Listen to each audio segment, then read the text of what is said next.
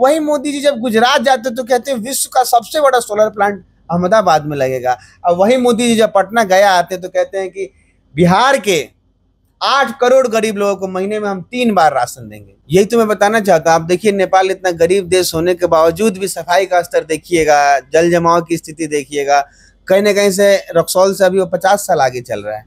यहाँ सिर्फ अनदेखापन है। 35 साल से आप लोगों ने इस व्यवस्था को चुना, लेकिन अब समय आ गया है कि अपने बच्चों के लिए व्यवस्था को बदलिए, किसी और के लिए नहीं तो सिर्फ अपने बच्चों के लिए।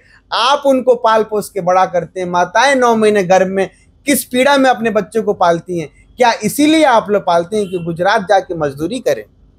ग्रामीण सड़कों की स्थिति बद से बदतर है, जर्जर है। तो सांसद पिछले 4 टर्म से, विधायक पिछले 5-6 टर्म से बीजेपी के हैं, सांसद भी बीजेपी के हैं। उसमें भी पूर्व में उनके पिताजी भी 2 टर्म सांसद रह चुके हैं, डॉक्टर मदन जायसवाल। फिर भी रक्सौल विधानसभा क्षेत्र की जो ग्रामीण सड़कें हैं वो जर्जर हैं, बदतर हैं। क्या कहना चाहिएगा? देखिए, सबसे पहले मैं आपको ये बताऊं कि पिछले 35 साल से बिहार में राजनीति कुल 1000 परिवारों के बीच ही घूम रही है। ऊपर से देखिए आप, बाप नेता, बेटा नेता, उसका बच्चा तैयारी कर रहा है चुनाव लड़ने की, तो कहीं ना कहीं से ये मिथ तभी टूटेगा जब जनता जागेगी। आज भिलाई का जो स्टेशन के आगे का रोड है उसका काम रेलवे का काम है। बहुत अच्छे मित्र हैं उनके, आपको पता नहीं है तो आप ये बात जान लीजिए। बहुत अच्छे मित्र हैं, रेलवे मंत्री।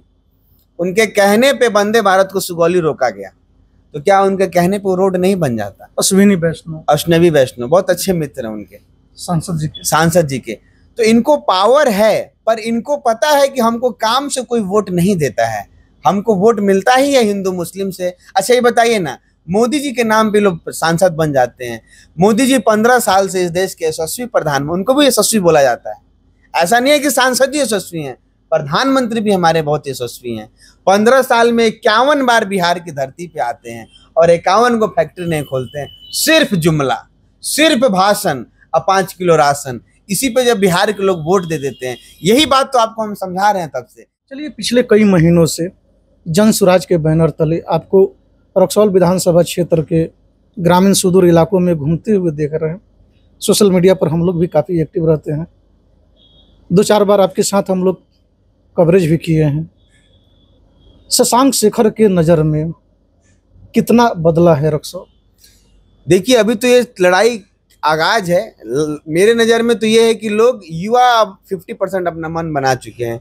हम कई युवाओं को देख के हम उनका पोस्ट शेयर करते हैं, आपको यकीन नहीं होगा, वो एकदम डेवलप रक्सौल का हमें फोटो दिखाते हैं, सोशल मीडिया पे पोस्ट करते हैं और लगता है काश ये हो सकता था। अरे कुछ नहीं होता, कम से कम बीरगंज जैसा ही हो जाता, हथौड़ा जैसा ही हो जाता। मुश्किल नहीं है। आप अगर देखिएगा तो रक्सौल में सुबह सुबह ये जो विकलांग रक्सौल बन चुका है, पिछले 35 साल से रक्सौल कोमा में जा चुका है।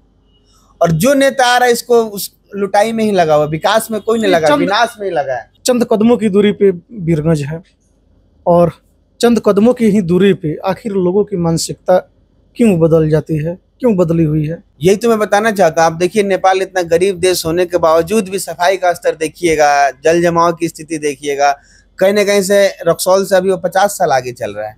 यहाँ सिर्फ अनदेखापन है, प्रशासनिक अनदेखापन है और जनप्रतिनिधियों का अनदेखापन है। उनको पता है, क्या बात पता है, मैं अपने दिल की बात बताऊं आपको। उन लोगों को पता है कि ये लड़का सब कितना भी चिल्ला लेगा, सब आखिरी में जात पात मांस मुर्गा 500,000 मामला फंसा देंगे। ये लोग बोलिए ना लेगा, लो जनता को बोलिए ना दे देगा, लो हम लोग आखिरी में आके अपना काम कर लेंगे। तो सबसे बड़ा फैक्टर ये है और इसी फैक्टर से जनता को भी निकलना है।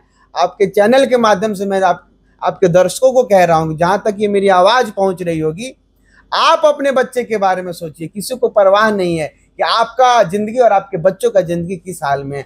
आज तक आप जो फंसे पड़े हैं 500,000 रुपये में, जात पात में, इससे निकलिए। इसके आगे भी तो एक जीवन है। हर सफ़र अंत होने के बाद भी तो एक नया सफ़र है।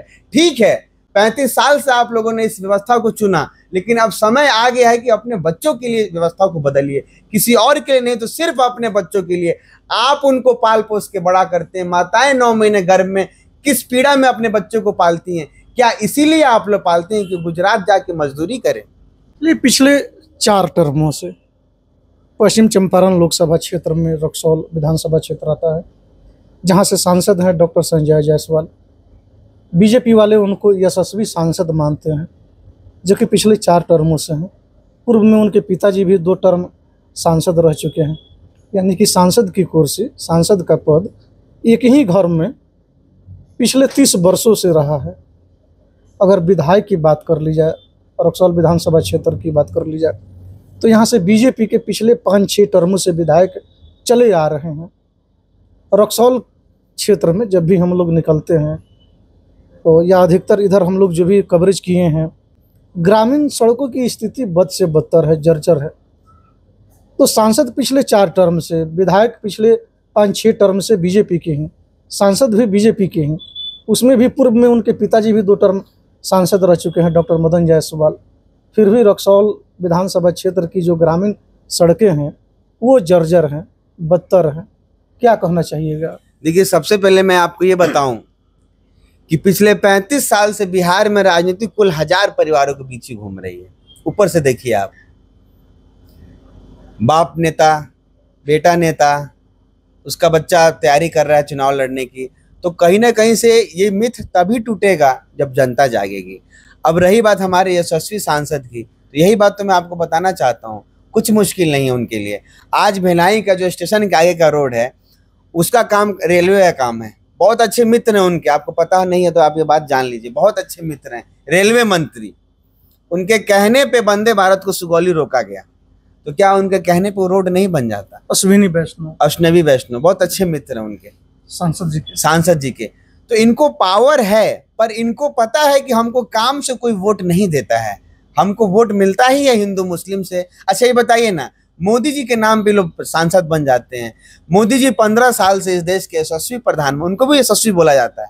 ऐसा नहीं है कि सांसद ही यशस्वी हैं, प्रधानमंत्री भी हमारे बहुत यशस्वी हैं। 15 साल में 51 बार बिहार की धरती पे आते हैं और 51 को फैक्ट्री नहीं खोलते हैं। सिर्फ जुमला, सिर्फ भाषण और 5 किलो राशन, इसी पे जब बिहार के लोग वोट दे देते हैं। यही बात तो आपको हम समझा रहे हैं तब से। बिहार के लोग अगर अपने बच्चों के भविष्य के लिए वोट देंगे तो उनके बच्चों का भविष्य बेहतर बनेगा, यहाँ भी इंडस्ट्री खुलेगी। वही मोदी जी जब गुजरात जाते तो कहते हैं विश्व का सबसे बड़ा सोलर प्लांट अहमदाबाद में लगेगा। और वही मोदी जी जब पटना गया आते तो कहते हैं कि बिहार के 8 करोड़ गरीब लोगों को महीने में हम 3 बार राशन देंगे। ये तो स्थिति है। मोदी जी 17 या 18 जुलाई को फिर आ रहे हैं, फिर मोतिहारी की पावन धरती पर उनका पदार्पण हो रहा है। और आप यकीन नहीं मानिएगा, कल मैं पढ़ रहा था, पूरे सरकार के जितने भी पदाधिकारी लोग हैं, ऊपरे डीएम से लेकर निचले स्तर तक को पूरा ड्यूटी में लगा दिया गया है। चंपारण के 44 गो हैंड पंप लगाया जा रहा है, काम चालू है कि लोग जो आएंगे लाखों की संख्या में वो पानी पिएंगे। तो ये इतना प्रबंध, जब ये क्या है, भाजपा क्या है, ये चुनाव की मैनेजमेंट कंपनी है, कोई देश के हित की पार्टी नहीं है। इनको पता है कि हमको चुनाव कैसे जीतना है। वही लोग पिछले 5 साल से गड्ढा कचाड़ के जा रहे हैं भिलाई में, और उनके लोग आके सुबह सुबह कहते हैं बूथ बनाओ चुनाव जिताओ।